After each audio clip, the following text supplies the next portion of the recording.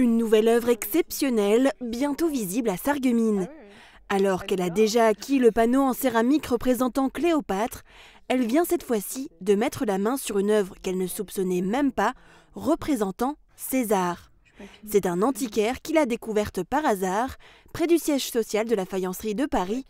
Enfouie derrière des plâtres anciens, elle a ressurgi après des travaux. C'est un panneau décoratif qui est exactement dans la même veine que Cléopâtre, probablement d'Alexandre Sandier, qui reprend tout à fait les mêmes codes que Cléopâtre et nous permet d'avoir un éclairage tout à fait nouveau sur Cléopâtre, puisque si on regarde attentivement, je peux vous la montrer, nous l'avons là en représentation, la représentation de César, eh bien nous nous rendons compte que son regard est dirigé probablement vers Cléopâtre.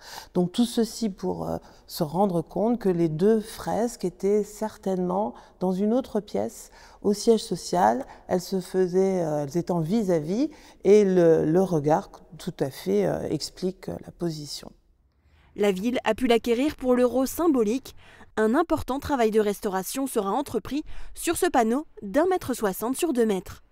César pourra ensuite intégrer les musées de Sarreguemines aux côtés de Cléopâtre. C'est une grande chance pour nous, deux œuvres qui témoignent vraiment de tout le savoir-faire de la manufacture, notamment dans le domaine des panneaux décoratifs, qui ont été une part importante de la production de la manufacture de Sarreguemines, et un travail de recherche qui va débuter pour nous, puisque le panneau Cléopâtre est attribué à Alexandre Sandier, et donc là on va faire des recherches pour savoir si c'est également le cas de César, ce qui est très probable étant donné que l'esthétique même du panneau nous laisse à penser qu'il a été créé comme le pendant de Cléopâtre. Une découverte qui arrive à point nommé, alors que la ville de Sarreguemines souhaite acquérir de nouvelles œuvres monumentales pour les intégrer dans le nouveau musée qui pourrait voir le jour sur le site des anciennes faïenceries. En attendant, César et Cléopâtre seront à nouveau réunis face au public lors des Journées du patrimoine les 20 et 21 septembre prochains.